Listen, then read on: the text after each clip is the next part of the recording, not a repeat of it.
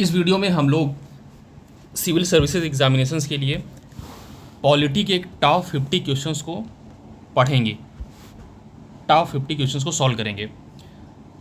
तो चलिए स्टार्ट करते हैं। क्वेश्चन नंबर फर्स्ट, छावनी बोर्ड्स के संदर्भ में निम्नलिखित कथनों पर विचार करना है। छावनी बोर्ड्स छावनी क्षेत्र में असैन्य आबादी के नागर पालिका प्रशासन हेतु गठित किए जाते हैं। दूसरा, छावनी बोर्ड का गठन सरकारी राजपत्र में एक अधिसूचना के माध्यम से राज्य सरकार द्वारा किया जाता है। तीसरा, बोर्ड के सदस्यों को संबंधित राज्य के राज्यपाल द्वारा नाम निर्दिष्ट किया जाता है। इसमें बताना है कौन सा से सही है। तो देखिए, छावनी बोर्ड्स छावनी सदस्य क्षेत्र में असैन्य आबादी के नगर पालिका प्रशासन हेतु गठित किए जाते हैं, बिल्कुल सही स्टेटमेंट है। दूसरा स्टेटमेंट है कि इसका गठन राजपत्र में अधिसूचना के माध्यम से राज्य सरकार द्वारा किया जाता है, तो दिस स्टेटमेंट इज रॉन्ग। राज्य सरकार द्वारा नहीं किया जाता है, केंद्र सरकार द्वारा किया जाता है। और यह एक अधिनियम है, छावनी अधिनियम 2006, उसके माध्यम से यह काम किया जाता है। और जो छावनी बोर्ड्स होते हैं यह रक्षा मंत्रालय के प्रशासनिक नियंत्रण के अधीन होते हैं। और तीसरा स्टेटमेंट है, बोर्ड के सदस्यों को संबंधित राज्य के राज्यपाल द्वारा नॉमिनेटेड किया जाता है। नहीं, इसमें राज्यपाल की कोई भूमिका नहीं होती है। जो बोर्ड के सदस्य होते हैं वो दो तरह के होते हैं, एक को बोला जाता है नॉमिनेटेड, नाम निर्दिष्ट, और दूसरे को जो दूसरा होते हैं उनको इलेक्टेड, वो वहाँ इलेक्ट होते हैं। तो ये इलेक्टेड और नॉमिनेटेड दो तरह के सदस्य होते हैं। और जो नॉमिनेटेड होते हैं वो रक्षा मंत्रालय के अधिकारी ही नॉमिनेट करते हैं। तो ये स्टेटमेंट गलत हो जाएगा। इस हिसाब से जो स्टेटमेंट होगा वह ए हो जाएगा। नेक्स्ट बात करते हैं, राज्य निर्वाचन आयोग के संदर्भ में निम्नलिखित कथनों पर विचार करना है। राज्य निर्वाचन आयुक्त की नियुक्ति राज्यपाल द्वारा की जाती है, या राज्य निर्वाचन आयोग पंचायतों के चुनाव से संबंधित सभी मामलों के संबंध में प्रावधान कर सकता है। तो देखिए, राज्य निर्वाचन आयुक्त की नियुक्ति राज्यपाल द्वारा की जाती है, तो ये स्टेटमेंट बिल्कुल सही है। लेकिन जो दूसरा स्टेटमेंट है उसमें कह रहा है कि राज्य निर्वाचन आयोग के पंचायतों के चुनाव से संबंधित सभी मामलों के संबंध में प्रावधान कर सकता है। नहीं, राज्य निर्वाचन आयोग नहीं करता है। चुनावों से संबंधित सभी मामलों में जो प्रावधान होते हैं, जो एक्ट होते हैं, या जो भी रूल्स रेगुलेशंस होते हैं, वह सब राज्य विधानमंडल बनाता है, लेजिस्लेचर बनाता है। इसमें निर्वाचन आयोग की कोई भूमिका नहीं होती है। निर्वाचन आयोग का काम सिर्फ और सिर्फ इतना है, वह इलेक्शन को कंडक्ट कराता है, इलेक्शन को सुचितापूर्ण तरीके से एग्जीक्यूट करवाने में उसका रोल होता है। तो स्टेटमेंट यहाँ पे भी केवल एक ही सही होगा। नेक्स्ट क्वेश्चन की बात करते हैं। क्वेश्चन नंबर थर्ड, निम्नलिखित कथनों पर विचार करना है। अनुसूचित जाति, अनुसूचित जनजाति, SC/ST से संबंधित व्यक्ति, महिला उम्मीदवार और OBC से संबंधित व्यक्ति भारत के संविधान के अनुसार उपयुक्त में से कितने में के लिए प्रत्येक पंचायतों में सीटों का आरक्षण अनिवार्य है। तो दोस्तों, जैसा कि आपको पता है कि अनुच्छेद 243D में यह प्रावधान किया गया है कि पंचायतों का जब चुनाव होगा तो उसमें SC/ST के लोगों को आरक्षण दिया जाएगा। महिलाओं के लिए 33% मिनिमम बनाया गया है, हालांकि कई राज्यों ने इसको बढ़ा करके 50% भी कर दिया गया है। तो SC/ST के लिए ऐसा प्रावधान किया गया है और महिला उम्मीदवारों के लिए भी ऐसा प्रावधान किया गया है। लेकिन इसमें OBC से संबंधित व्यक्ति को कोई रिजर्वेशन नहीं दिया जाता है। तो इस हिसाब से स्टेटमेंट 2 सही हो जाएगा, तो ऑप्शन बी इसका सही होगा। नेक्स्ट क्वेश्चन की बात करते हैं। क्वेश्चन नंबर 4, निम्नलिखित कथनों पर विचार करना है। बूचड़खानों का विनियमन, परिवार कल्याण और ग्रामीण आवासन, इनमें से कितने विषय भारत के संविधान की 11वीं अनुसूची में शामिल हैं। तो दोस्तों, जैसा कि आपको पता है कि 11वीं अनुसूची भारत में 1992 में जोड़ी गई, 73rd कॉन्स्टिट्यूशन अमेंडमेंट के माध्यम से जोड़ी गई। और इसमें ग्रामीण विषय से 29 विषय 11वीं अनुसूची में शामिल हैं, जिनमें से अगर इन तीनों में से बात करें तो इसमें से जो बूचड़खानों का विनियमन है यह भारतीय संविधान की 12वीं अनुसूची में आता है, यानी जिसको 74th कॉन्स्टिट्यूशन अमेंडमेंट के माध्यम से जोड़ा गया था उसके अंतर्गत आता है, न कि 11वीं अनुसूची में आता है। बाकी परिवार कल्याण और ग्रामीण आवासन से को इंक्लूड करते हुए 29 विषय ऐसे हैं जो कि 11th शेड्यूल्स में आते हैं, 11वीं अनुसूची में आते हैं। उसमें आप देखोगे तो पेयजल है, परिवार कल्याण है, महिला बाल विकास है, लघु वन उपज है, मत्स्य उद्योग है, पशुपालन डेयरी उद्योग है, लघु सिंचाई है, भूमि विकास है। इस तरीके के 29 सब्जेक्ट इसमें आते हैं। तो इसका ऑप्शन केवल 2 सही हो जाएगा। क्वेश्चन नंबर 5 की बात करें, निम्नलिखित कथनों पर विचार करना है। राष्ट्रपति की अध्यादेश प्रख्यापित करने की शक्ति विवेकाधीन नहीं है। राष्ट्रपति मंत्रिपरिषद की सहायता और सलाह पर कार्य करता है। उपयुक्त कथनों के संदर्भ में कौन सा कथन सही है यह बताना है। तो दोस्तों, जैसा कि आपको पता है कि भारत का राष्ट्रपति अनुच्छेद 123 के तहत अध्यादेश प्रख्यापित कर सकता है, उसको कुछ विशेष शक्तियाँ प्रदान की गई हैं। जब दोनों सदन सत्र में नहीं होता है तभी ऐसा वह कर सकता है, और संसद में कानून बनाना संभव नहीं है और संसद सत्र नहीं चल रहा हो तो ये विशेष प्रावधान किया गया है। उस कंडीशन में राष्ट्रपति अध्यादेश प्रख्यापित कर सकता है अगर वैसी परिस्थितियां विद्यमान हैं तो। और अध्यादेश प्रख्यापित करने की शक्ति कोई भी डिस्क्रिशनरी पावर नहीं होती है प्रेसिडेंट की, वह केवल प्रधानमंत्री की अध्यक्षता वाली मंत्रिपरिषद की सलाह पर ही अध्यादेश प्रख्यापित कर सकते हैं। तो ये स्टेटमेंट बिल्कुल सही है। और अध्यादेश को आपको ये भी पता होना चाहिए कि संसद के फिर से बैठने के बाद 6 सप्ताह के भीतर अनुमोदित किया जाना आवश्यक होता है, अन्यथा वे इनइफेक्टिव हो जाएंगे, अप्रभावी हो जाएंगे।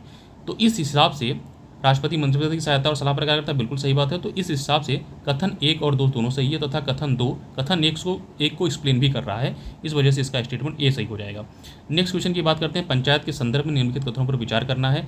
भारत के संविधान के अनुसार प्रत्येक पंचायत का कार्यकाल उसकी पहली बैठक की तारीख से 5 वर्ष निर्धारित है।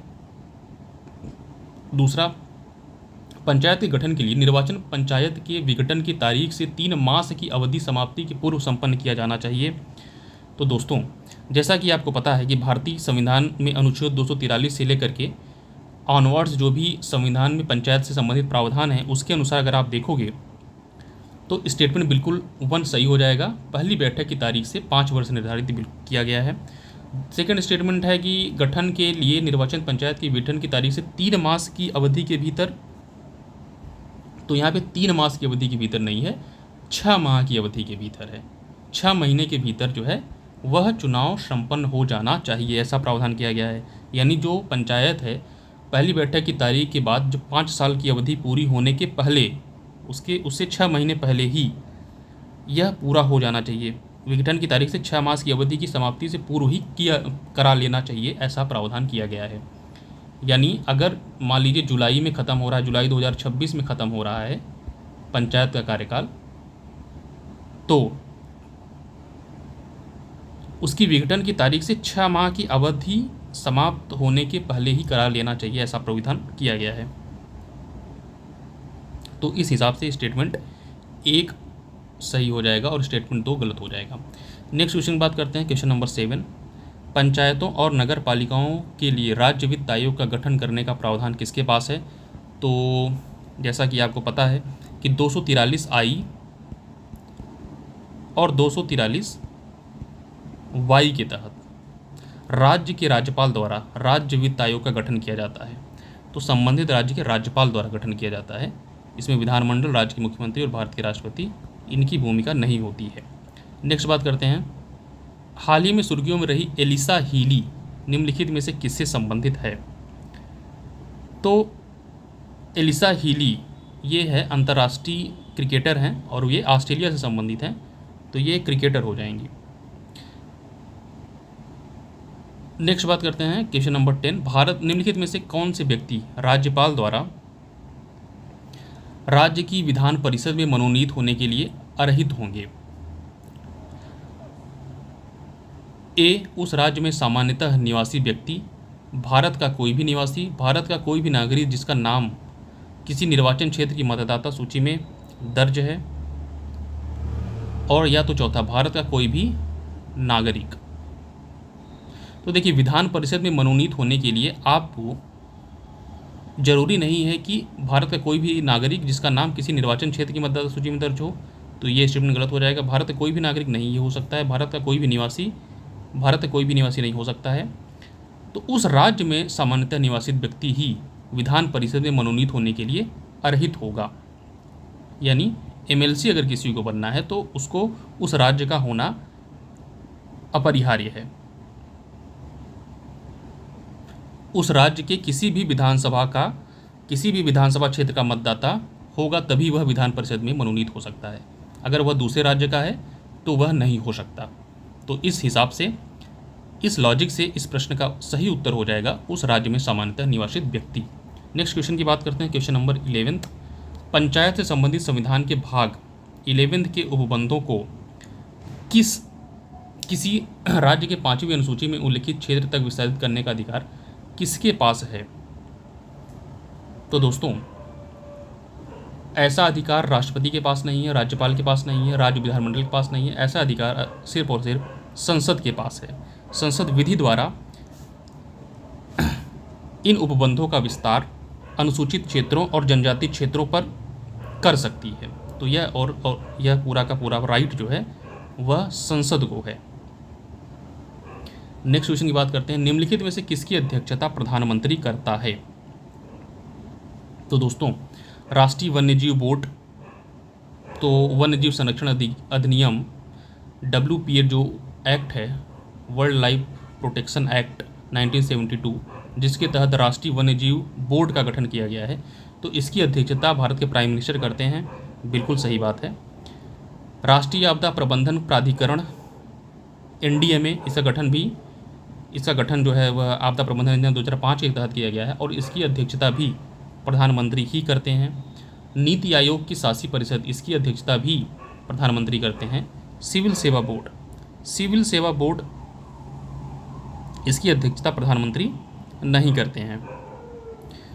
तो इसकी अध्यक्षता कौन करता है? तो कैबिनेट सचिव जो होता है वह सिविल सेवा बोर्ड, कैबिनेट सचिवालय, IAS और सरकार के कार्य संचालन विषयक नियमों के अंतर्गत सभी सिविल सेवाओं का पदेन प्रमुख होता है। तो कैबिनेट सचिव ही सिविल सेवा बोर्ड की अध्यक्षता करता है, जिसमें प्रधानमंत्री नहीं करते हैं। तो इसका ऑप्शन हो जाएगा 1, 2 और 3।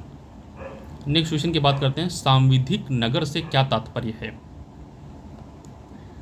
सांविधिक नगर से क्या तात्पर्य है?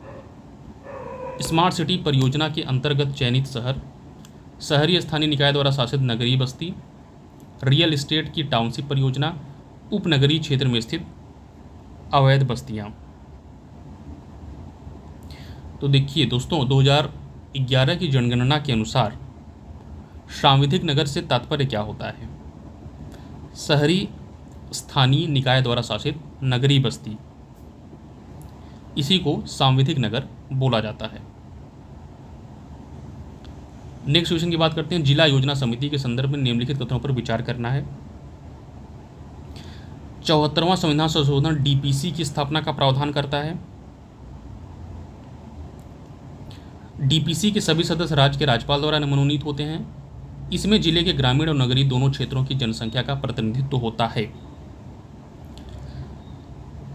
तो देखिए दोस्तों, 44th कॉन्स्टिट्यूशन अमेंडमेंट के द्वारा एक अनुच्छेद है जिसमें यह प्रावधान किया गया है कि प्रत्येक राज्य में जिला स्तर पर एक जिला योजना समिति यानी DPC समिति का गठन किया जाएगा, कमेटी बनाई ही जाएगी। और इसका पर्पस क्या था? तो इसका पर्पस था कि पंचायतों और नगर पालिकाओं द्वारा तैयार की गई योजनाओं का इंटीग्रेशन करना और संपूर्ण जिले के लिए, होल डिस्ट्रिक्ट के लिए विकास योजना का एक ड्राफ्ट बनाना, प्रारूप बनाना, यह इसका पर्पस था। इसमें जो है DPC में कम से कम 4/5 सदस्य जिला स्तर पर पंचायत के और जिले में नगर पालिका के निर्वाचित सदस्य द्वारा अपने में से चुने जाएंगे। तो इस वजह से राज्य के राज्यपाल द्वारा मनोनीत होंगे, यह स्टेटमेंट गलत हो जाएगा। इसमें जिले के ग्रामीण और नगरीय दोनों क्षेत्रों की संख्या का प्रतिनिधित्व होता है, तो यह बिल्कुल सही बात है। और इस वजह से इसका स्टेटमेंट हो जाएगा 1 और 3 सही हो जाएगा, दूसरा गलत हो जाएगा। नेक्स्ट क्वेश्चन की बात करते हैं, क्वेश्चन नंबर 15। स्थानीय सरकार की केंद्रीय परिषद के संदर्भ में निम्नलिखित कथनों पर विचार करना है। यह भारत के संविधान के अनुच्छेद 263 के तहत गठित एक संवैधानिक निकाय है। यह केवल शहरी स्थानीय सरकार के मामलों का प्रबंधन करता है। इसकी अध्यक्षता केंद्रीय पंचायती राज मंत्री करते हैं। तो दोस्तों, इस समिति का गठन भारत के राष्ट्रपति के आदेश से अनुच्छेद 263 के तहत किया गया है। यह स्टेटमेंट बिल्कुल सही है, लेकिन यह एक संवैधानिक निकाय नहीं है। यह संवैधानिक निकाय नहीं है, इसका संविधान में कहीं उल्लेख नहीं है। 263 के तहत किया गया है, राष्ट्रपति के आदेश के अकॉर्डिंग किया गया है, अनुच्छेद 273 को ध्यान में रखते हुए किया गया है, लेकिन यह कोई संवैधानिक यानी कॉन्स्टिट्यूशनल बॉडी नहीं है। दूसरा स्टेटमेंट है कि यह केवल शहरी स्थानीय सरकार के मामलों का प्रबंधन करता है, तो यह बात सही है। वर्तमान में यह केवल शहरी स्थानीय सरकारियों के कार्यों का ही प्रबंधन कर रहा है, तो ये स्टेटमेंट सही हो जाएगा, पहला गलत हो जाएगा। इसकी अध्यक्षता केंद्रीय पंचायती राज मंत्री करते हैं, नहीं। इसकी अध्यक्षता शहरी विकास मंत्री करते हैं, पंचायती राज मंत्री नहीं करते हैं। तो इस हिसाब से इसका स्टेटमेंट सिर्फ और सिर्फ 2 सही है और ए सही हो जाएगा। नेक्स्ट बात करते हैं, भारत में पंचायती राज के विकास के संदर्भ में निम्नलिखित कथनों पर विचार करना है। बलवंत राय मेहता समिति ने 2 स्तरीय पंचायती राज व्यवस्था की सिफारिश करी थी, तो यह स्टेटमेंट गलत हो जाएगा। त्रिस्तरीय पंचायती राज व्यवस्था की सिफारिश करी थी। राजस्थान पंचायती राज अपनाने की स्थापना करने वाला स्वतंत्र भारत का पहला राज्य था, तो यह स्टेटमेंट बिल्कुल सही हो जाएगा। 1959 में राजस्थान के नागौर जिले से यह स्टार्ट हुआ था। राजस्थान के बाद आंध्र प्रदेश ने इस व्यवस्था को अपनाया था और उसके बाद कई सारे राज्यों ने इसको अपनाया था। तो राजस्थान ही पहला राज्य था जिसने पंचायती राज व्यवस्था को अपनाया था। और थर्ड स्टेटमेंट है, पंचायती राज व्यवस्थाओं को 1922 में संवैधानिक दर्जा प्राप्त हुआ नहीं। 73वां संविधान संशोधन हुआ, उसके बाद 24 अप्रैल 1993 को यह लागू हुआ था। तो 24 अप्रैल को ही पंचायती राज दिवस भी मनाया जाता है इसी वजह से। तो इसका स्टेटमेंट हो जाएगा केवल 2, ऑप्शन बी। नेक्स्ट क्वेश्चन की बात करते हैं, 1992 के 74th कॉन्स्टिट्यूशन अमेंडमेंट संविधान संशोधन का क्या परिणाम था। तो दोस्तों, जैसा कि आपको पता ही है कि स्थानीय सरकार के विषय का संघ सूची से राज्य सूची में स्थानांतरण हुआ, तो ऐसा तो कुछ नहीं हुआ था, तो ये स्टेटमेंट हो जाएगा गलत। दूसरा, भारत के संविधान में भाग 11 को शामिल किया गया, नहीं, वो तो 73rd कॉन्स्टिट्यूशन अमेंडमेंट से शामिल किया गया था। भाग 11 को 73rd से में शामिल किया गया था और 74th में सीधी सी बात है भाग 12 को शामिल किया गया, भाग 11A को शामिल किया गया। और इसका शीर्षक क्या है, तो नगर पालिकाएँ हैं। थर्ड स्टेटमेंट ने भारत के संविधान में 12वीं अनुसूची को शामिल किया गया, तो ये स्टेटमेंट बिल्कुल सही है। 74th कॉन्स्टिट्यूशन अमेंडमेंट से 12वीं अनुसूची को शामिल किया गया और 73rd से 11वीं अनुसूची को शामिल किया गया। तो इस हिसाब से इसका आंसर हो जाएगा केवल और केवल 3, यानी सही करेक्ट ऑप्शन हो जाएगा बी। नेक्स्ट क्वेश्चन की बात करते हैं, क्वेश्चन नंबर 18। किसे निम्नलिखित में से किसी राज्य के राज्यपाल द्वारा पद से हटाया जा सकता है। तो दोस्तों, राज्य लोक सेवा आयोग के सदस्य को राज्यपाल द्वारा हटाया नहीं जा सकता है। राज्य मानवाधिकार आयोग के सदस्य को भी राज्यपाल द्वारा हटाया नहीं जा सकता। राज्य निर्वाचन आयुक्त को भी नहीं हटाया जा सकता। राज्य सूचना आयुक्त, स्टेट इंफॉर्मेशन कमिश्नर को ही राज्यपाल द्वारा हटाया जा सकता है। तो इसका आंसर हो जाएगा सी। नेक्स्ट क्वेश्चन की बात करते हैं, संविधान के अनुसार पंचायती राज व्यवस्थाओं यानी PRIs का के किस स्तर का गठन किया जाना अनिवार्य नहीं है। तो मध्यवर्ती स्तरीय पंचायत, यदि राज्य की जनसंख्या 20 लाख से अधिक ना हो तो उस कंडीशन में मध्यवर्ती स्तरीय पंचायत का गठन आवश्यक नहीं होता है। बट जो त्रिस्तरीय पंचायती राज में फर्स्ट वाला जो है उसको जोड़ा जाना और थर्ड वाला अनिवार्य है। बीच वाला मिडिल को जो है वो स्किप किया जा सकता है अगर राज्य की आबादी 20 लाख से अधिक ना हो तो ग्राम और जिला वाला अनिवार्य है, मध्यवर्ती हटाया जा सकता है। नेक्स्ट क्वेश्चन की बात करते हैं, क्वेश्चन नंबर 20। निम्नलिखित में से कौन राष्ट्रपति के प्रसाद पर्यंत अपना अपना पद धारण करते हैं। तो दोस्तों, राज्य का राज्यपाल तो यह राष्ट्रपति के प्रसाद पर्यंत होता है, सही बात है।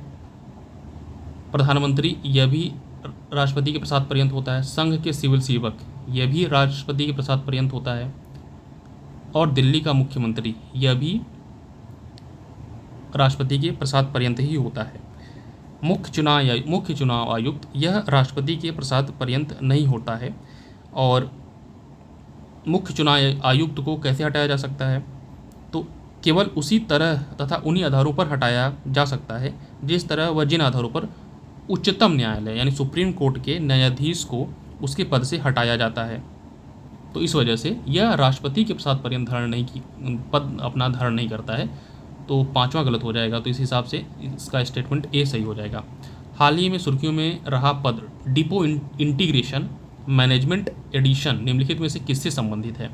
तो क्वेश्चन नंबर 21 इसका आंसर हो जाएगा रक्षा डिपो के लिए एक लॉजिस्टिक और इन्वेंट्री प्रबंधन प्रणाली, depot integration management edition. Next question की बात करते हैं, राष्ट्रीय आईईडी डेटा प्रबंधन प्रणाली के संदर्भ में निम्नलिखित कथनों पर विचार करना है। यह एक केंद्रीकृत डेटाबेस प्रणाली है जिसे परिष्कृत विस्फोटक उपकरणों और संबंधित घटनाओं से संबंधित जानकारी एकत्र करने, संग्रहित करने और उसका विश्लेषण करने के लिए विकसित किया गया है। तो यह स्टेटमेंट बिल्कुल सही हो जाएगा। इसे रक्षा मंत्रालय के अंतर्गत विशेष रूप से सीमा पार सैन्य अभियानों के में सशस्त्र बलों द्वारा उपयोग के लिए शुरू किया गया है। तो यह स्टेटमेंट सही नहीं है। NIDMS जो होता है वह रक्षा मंत्रालय या केवल सशस्त्र बलों के अभियानों तक सीमित नहीं है। इसके विपरीत यह भारत के व्यापक आंतरिक सुरक्षा के ढांचे का हिस्सा है जो सामान्यतः गृह मंत्रालय के अधीन कार्य करता है, रक्षा मंत्रालय के अधीन कार्य नहीं करता। इस वजह से ये स्टेटमेंट गलत हो जाएगा और इसका ऑप्शन 1 सही हो जाएगा। भारत का पहला बायो हैप्पी डिस्ट्रिक्ट जिसे कभी कभी सुर्खियों में देखा जाता है, निम्नलिखित में से किससे सर्वाधिक उपयुक्त रूप से संबंधित है। तो देखिए दोस्तों, बायो हैप्पी डिस्ट्रिक्ट की अवधारणा एक इंटीग्रेटेड अप्रोच को प्रतिबंधित करती है और इसके तहत जैव विविधता संरक्षण को स्थानीय समुदाय के कल्याण और संधारणीय आजीविका के साथ एकीकरण करके देखा जाता है। तो बायो हैप्पी डिस्ट्रिक्ट का यही मतलब हो जाएगा, सबसे सर्वश्रेष्ठ वर्णन यही हो रहा है, इसी स्टेटमेंट से हो रहा है। नेक्स्ट बात करते हैं, न्यूट्रिनो वेधशालाएँ जो न्यूट्रिनो ऑब्जर्वेटरी होती हैं प्रायः जमीन के नीचे गहराई में या जल के भीतर क्यों स्थित होती हैं। तो दोस्तों, ब्रह्मांडीय किरणें और अन्य कणों से होने वाले व्यतिकरण को कम करने के लिए, इंटरफेरेंस को कम करने के लिए ऐसा किया जाता है। तो यही स्टेटमेंट बिल्कुल सही हो जाएगा। जो न्यूट्रिनो ऑब्जर्वेटरी होती हैं वो प्रायः ज़मीन के नीचे इसी वजह से बनाई जाती हैं ताकि इंटरफेरेंसेस यानी व्यतिकरण की घटना जो प्रकाश से संबंधित होती है वह कम से कम हो पाए। नेक्स्ट क्वेश्चन की बात करते हैं, GLP-1 जो एक दवा है, निम्नलिखित कथनों पर विचार करना है उससे संबंधित, जो कि ओबेसिटी को कम करने के लिए वर्तमान में काफ़ी पॉपुलराइज हो गई है, ग्लूकागन लाइक पेप्टाइड। तो इससे संबंधित पहला स्टेटमेंट है कि यह पेट भरने की अनुभूति उत्पन्न करके भूख को विनियमित करने में सहायता करता है। तो बिल्कुल यही इसका काम ही होता है। और यह भोजन करने के पश्चात जो आँत से स्रावित होने वाला एक हार्मोन होता है, GLP-1 इसको बोला जाता है। तो जब हम ये इस तरह की औषधि कंज्यूम करते हैं तो उसी तरह का हार्मोन्स रिलीज होता है और हमारे ब्रेन को यह मैसेज जाता है कि हमारा पेट भरा हुआ है। तो भोजन यानी भूख, इससे हंगर जो है वह कंट्रोल हो जाती है और लोग खाना खाने से बचते हैं, which ultimately leads to loss of the weight. दूसरा, यह मुख्य रूप से उपवास के दौरान अग्न्याशय द्वारा उत्पन्न होता है। तो यह स्टेटमेंट सही नहीं है, यह स्टेटमेंट सही नहीं है। यह एक इंक्रीटिन हार्मोन के रूप में कार्य करता है जो इंसुलिन के स्राव को उत्तेजित करता है और भूख को विनियमित करता है। उपवास के दौरान अग्न्याशय द्वारा उत्पन्न नहीं होता है, बल्कि जब हम भोजन करते हैं तो उसकी प्रतिक्रिया में जो छोटी आंत होती है, जो स्मॉल इंटेस्टाइन होती है, उसकी एल सेल्स द्वारा स्रावित होता है। तो ऐसा स्टेटमेंट गलत हो जाएगा। तो स्टेटमेंट 1 सही हो जाएगा। हाल ही में सुर्खियों में रहा रोबोट सिस्टम 15 निम्नलिखित में से किससे सर्वाधिक उपयुक्त रूप से संबंधित है। तो दोस्तों, रोबोट सिस्टम 15 स्वीडिश रक्षा कंपनी साब बोफोर्स डायनेमिक्स द्वारा विकसित एक लंबी दूरी की दागो और भूल जाओ के सिद्धांत पर आधारित एक पोतरोधी मिसाइल प्रणाली है। तो रोबो सिस्टम 15 एक क्या है, पोतरोधी मिसाइल प्रणाली है जो कि दागो और भूल जाओ वाले सिद्धांत पर काम करती है। हाल ही में सुर्खियों में रहा वधावन बंदरगाह निम्नलिखित में से किस राज्य में स्थित है। तो वधावन बंदरगाह जो है बहुत ही फेमस बंदरगाह है और अभी हाल ही में चर्चा में रहा। तो भारत के पश्चिमी तट पर महाराष्ट्र में यह स्थित है। यह एक प्रमुख डीप सी पोर्ट के रूप में विकसित किया जा रहा है, डीप सी पोर्ट, और भारत के सबसे बड़े बंदरगाहों में से एक बनने की संभावना है, जिससे देश का इंफ्रास्ट्रक्चर और संरचना काफ़ी सुदृढ़ हो जाएगी। और इसे जवाहरलाल पोर्ट जो है, जवाहरलाल नेहरू पोर्ट JNPT जैसे मौजूद बंदरगाहों पर संकुचन को कम करने के लिए विकसित किया जा रहा है। नेक्स्ट बात करते हैं, हाल ही में सुर्खियों में रही लघु एवं मध्यम उद्यम MSMEs के हरित संक्रमण हेतु रूपरेखा शीर्षक वाली रिपोर्ट निम्नलिखित में से किसके द्वारा जारी की गई थी? तो अभी हाल ही में यह रिपोर्ट जारी हुई है और यह रिपोर्ट नीति आयोग द्वारा जारी हुई है। लघु एवं मध्यम उद्योग के हरित संक्रमण हेतु रूपरेखा। नेक्स्ट क्वेश्चन की बात करते हैं, क्वेश्चन नंबर 29। हिंद प्रशांत महासागर पहल IPOI के संदर्भ में निम्नलिखित कथनों पर विचार करना है। इसे 2019 के पूर्वी एशिया शिखर सम्मेलन में भारत द्वारा लॉन्च किया गया था। तो यह स्टेटमेंट बिल्कुल सही है। प्रधानमंत्री नरेंद्र मोदी द्वारा यह पहल, यह इनिशिएटिव लॉन्च किया गया था 2019 में। तो यह स्टेटमेंट बिल्कुल सही है। यह एक संधि आधारित सैन्य गठबंधन है जिसका उद्देश्य हिंद प्रशांत क्षेत्र में समुद्री सुरक्षा सुनिश्चित करना है। तो यह कोई सैन्य गठबंधन नहीं है, कोई मिलिट्री अलायंस नहीं है। यह एक स्पष्ट रूप से खुली और गैर संधि आधारित है और वॉलंटरी है, स्वैच्छिक है और सहयोगात्मक है।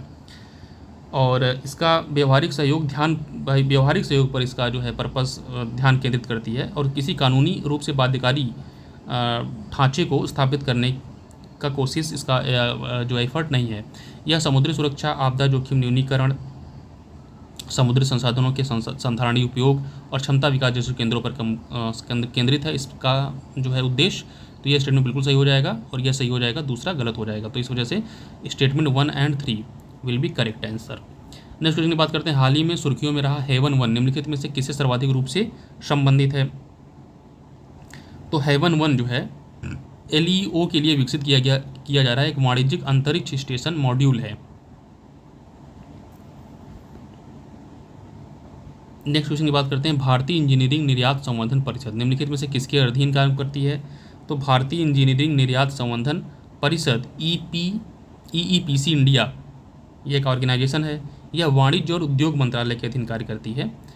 तो इसका आंसर हो जाएगा बी, वाणिज्य और उद्योग मंत्रालय के अधीन काम करती है। और इसका पर्पस क्या है, इसका उद्देश्य क्या है? तो इसका उद्देश्य है कि भारत में जो इंजीनियरिंग के प्रोडक्ट्स होते हैं उनके एक्सपोर्ट को बढ़ावा दिया जाए। इंजीनियरिंग गुड्स के एक्सपोर्ट्स को बढ़ावा देना इसका प्रमुख पर्पस है। बढ़ावा देने के लिए तमाम तरीके की समर्थन, बाजार पहुंच पहल तथा व्यापार का ईजीफिकेशन यानी सुगमीकरण करके निर्यातकों को सहायता प्रदान करता है यह संस्थान। नेक्स्ट बात करते हैं, हाल ही में सुर्खियों में रहा state of finance for nature 2026 इस शीर्षक से रिपोर्ट निम्नलिखित में से कौन से संस्थान ने प्रकाशित किया है? तो state of finance for nature 2026 ऐसी report UNEP united nation environment programme ने जारी करी है। नेक्स्ट क्वेश्चन की बात करते हैं, क्वेश्चन नंबर 33। हाल ही में भारत सरकार द्वारा लॉन्च किए गए भारत जेन का कौन सा निम्नलिखित में से सर्वोत्तम वर्णन करता है? तो इसका आंसर हो जाएगा भारतीय भाषाओं पर केंद्रित एक स्वदेशी रूप से विकसित AI आधारित multi modal large language model है। तो यह एक LLM है जो कि भारतीय भाषाओं पर आधारित है। PPP मॉडल पर इसको बनाया गया है। तो इसका ऑप्शन बी सही हो जाएगा, भारत जेन। नेक्स्ट बात करते हैं, अग्नि 5 मिसाइल के संदर्भ में निम्नलिखित कथनों पर विचार करना है। अग्नि 5 मिसाइल यह परमाणु सक्षम से सतह से सतह सरफेस टू सरफेस पर मार करने वाली बैलिस्टिक मिसाइल है। तो बिल्कुल यह एक बैलिस्टिक मिसाइल है। 3 चरणीय जो है 3 स्टेजेस में ठोस ईंधन इंजन द्वारा संचालित होती है। तो स्टेटमेंट 1 एकदम सही हो जाएगा। इसकी मारक क्षमता 4000 किलोमीटर से अधिक है।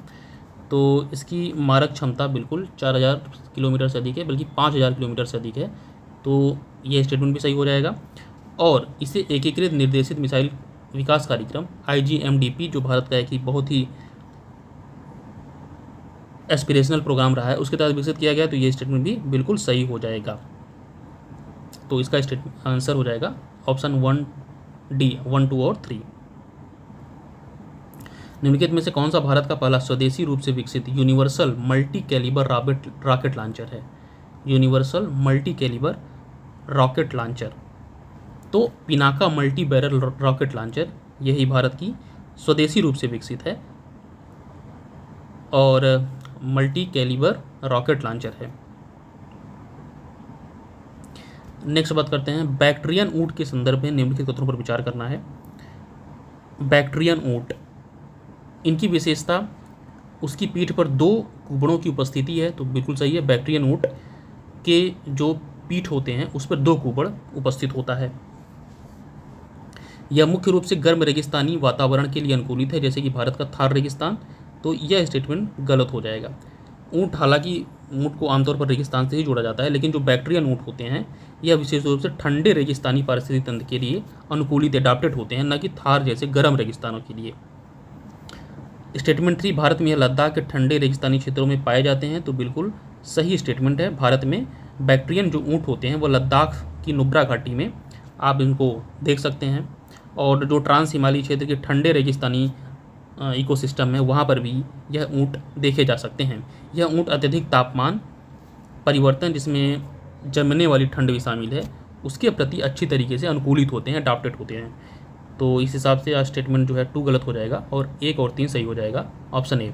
नेक्स्ट बात करते हैं, सुर्खियों में खेल रही हस्तियों के संदर्भ में अनाहत सिंह निम्नलिखित में से किस खेल में अपनी उपलब्धियों के लिए जानी जाती हैं। तो यह स्क्वैश, इस स्पोर्ट्स में इन्होंने काफ़ी अपना परचम लहराया है। नेक्स्ट बात करते हैं, DEX के संदर्भ में निम्नलिखित कथनों पर विचार करना है। यह एक अंतरिक्ष आधारित प्रयोग है जिसका उद्देश्य वायुमंडलीय ड्रैग और उपग्रह की गति पर इसके प्रभाव का अध्ययन करना है। तो यह स्टेटमेंट बिल्कुल सही है। As the name suggest, disturbance drag experiment. तो यह एक अंतरिक्ष आधारित प्रयोग है जिसका उद्देश्य वायुमंडलीय ड्रैग और उपग्रह की गति पर इसके प्रभाव का अध्ययन करना है।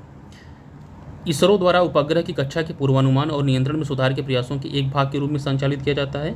तो यह स्टेटमेंट भी सही हो जाएगा, यह इसरो द्वारा ही संचालित किया जाता है। स्टेटमेंट 3, यह प्रयोग केवल भू स्थिर उपग्रहों के लिए प्रासंगिक है और इसका निम्न भू कक्षा यानी LEO, लो अर्थ ऑर्बिट में कोई अनुप्रयोग नहीं है। तो यह स्टेटमेंट एक्सट्रीम हो जाएगा, क्योंकि केवल लगा हुआ है, तो यह वैसे भी गलत हो जाएगा।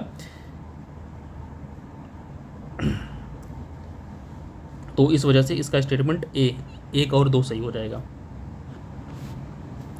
तो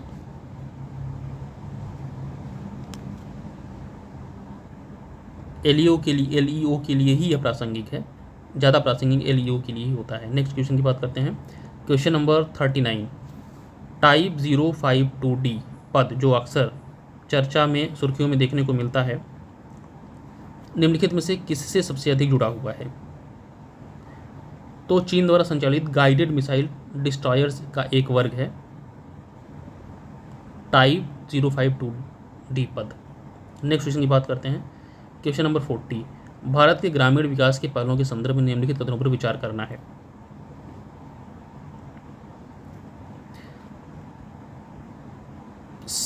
सरस मेला एक राष्ट्रीय ग्रामीण आजीविका मिशन के तहत स्वयं सहायता समूहों द्वारा बनाए गए उत्पादों को बढ़ावा देने के लिए आयोजित किया जाता है। तो सरस मेला बिल्कुल इसीलिए इसका आयोजित किया जाता है। दूसरा, सरस मेला 2026 की मेजबानी उड़ीसा कर रहा है। तो यह स्टेटमेंट भी सही है, सरस मेला 2026 के आयोजन उड़ीसा ही कर रहा है।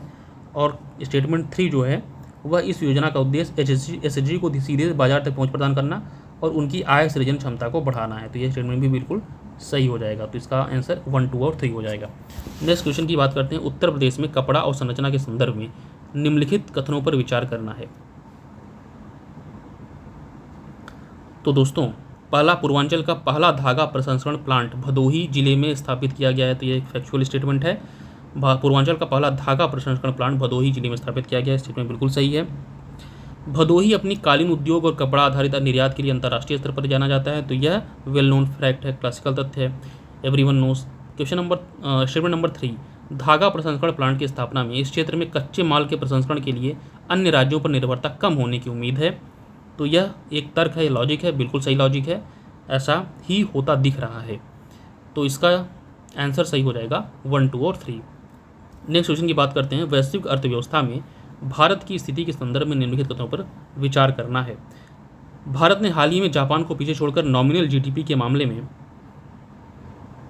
दुनिया की चौथी सबसे बड़ी अर्थव्यवस्था का स्थान हासिल कर लिया है।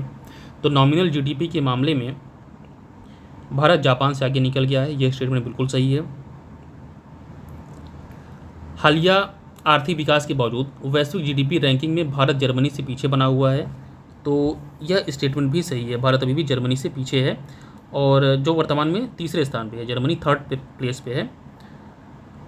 और स्टेटमेंट नंबर 3, चीन दुनिया की दूसरी सबसे बड़ी अर्थव्यवस्था का स्थान बनाए हुए है।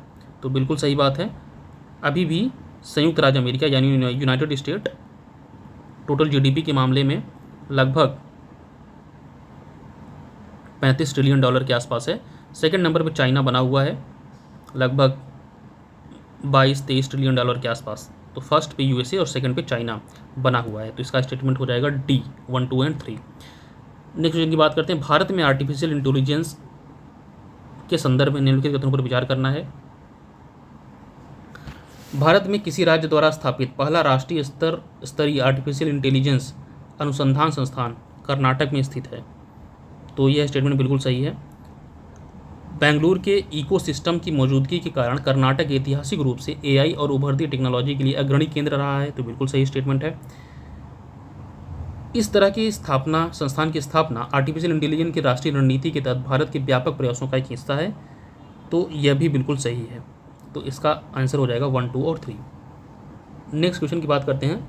राज्य मंत्रिपरिषद के संदर्भ में निम्नलिखित कथनों पर विचार करिए। कोई मंत्री जो निरंतर 6 माह की किसी अवधि के तक राज्य के विधानमंडल का सदस्य नहीं है, उस अवधि की समाप्ति पर मंत्री नहीं रहेगा।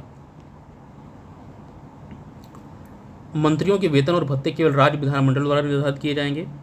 तो देखिए, कोई भी मंत्री जो निरंतर 6 माह की किसी अवधि तक राज्य विधानमंडल का सदस्य नहीं है, उस अवधि की समाप्ति के बाद मंत्री नहीं रहेगा। तो ये स्टेटमेंट बिल्कुल सही है। और मंत्रियों के वेतन भत्ते विधानमंडल द्वारा निर्धारित किए जाते हैं, यह स्टेटमेंट भी बिल्कुल सही है। तो आंसर हो जाएगा 1 और 2 दोनों।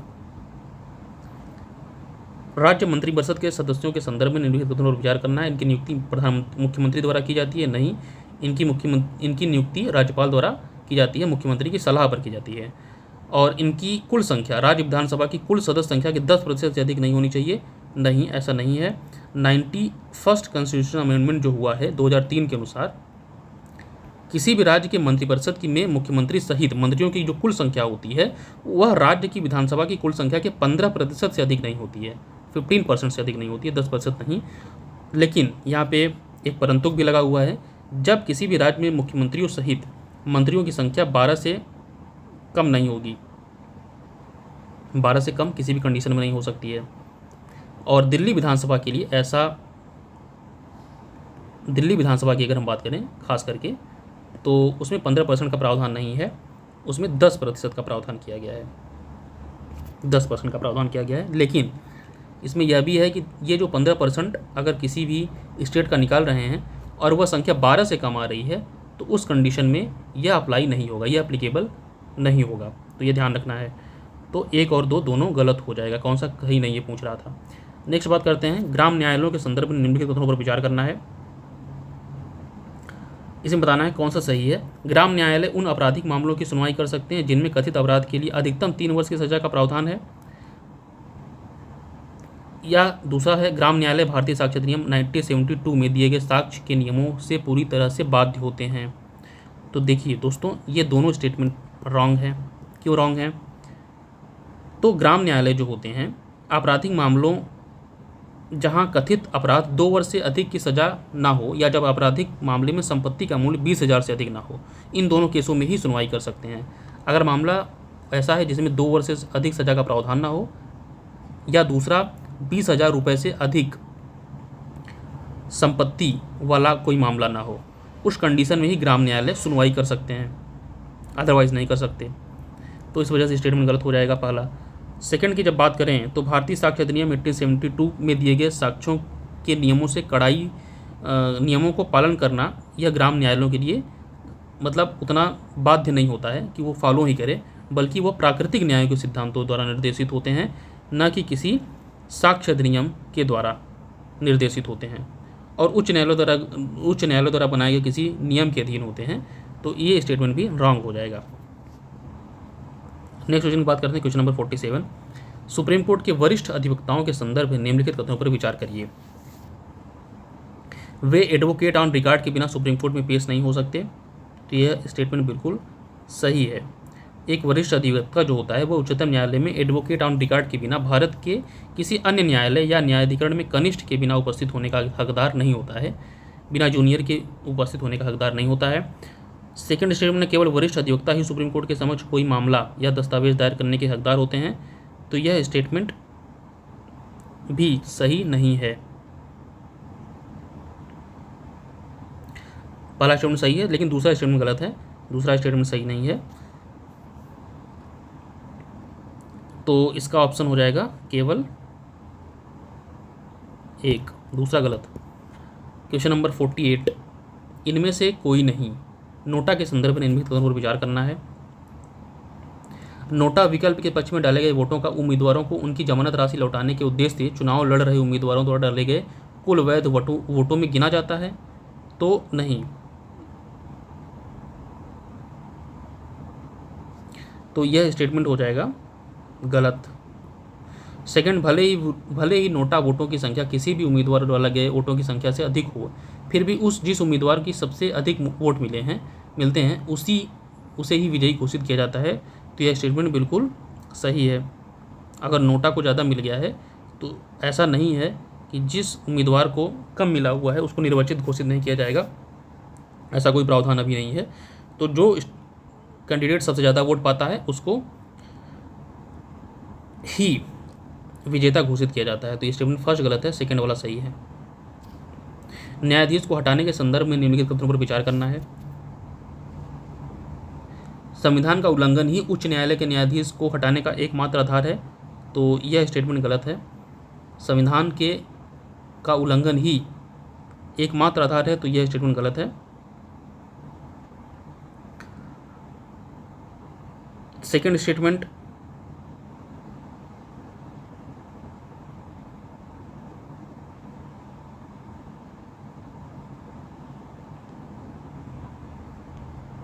उच्च न्यायालय के न्यायाधीश को उसी आधार पर हटाया जा सकता है जिस आधार पर सर्वोच्च न्यायालय के न्यायाधीश को हटाया जाता है, तो यह स्टेटमेंट बिल्कुल सही हो जाएगा।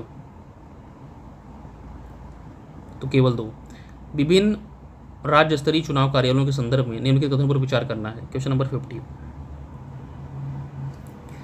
राज्य स्तर पर मुख्य निर्वाचन अधिकारी की नियुक्ति राज्यपाल द्वारा की जाती है, तो यह स्टेटमेंट बिल्कुल सही है। निम्नलिखित में कौन सा सही नहीं है? राज्य स्तर पर मुख्य निर्वाचन अधिकारी की नियुक्ति राज्यपाल द्वारा की जाती है,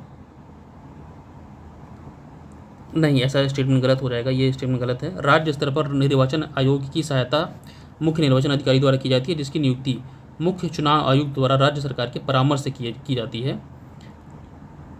मुख्य निर्वाचन अधिकारी की नियुक्ति किसके द्वारा की जाती है? तो ये ध्यान रखना है, मुख्य चुनाव आयुक्त द्वारा की जाती है, राज्य सरकार द्वारा नहीं की जाती है। सेकंड स्टेटमेंट ये भी सही नहीं है। जिला स्तर पर रिटर्निंग ऑफिसर यानी आरओ को जिले की जिला मजिस्ट्रेट द्वारा नामित किया जाता है, तो यह स्टेटमेंट गलत हो जाएगा।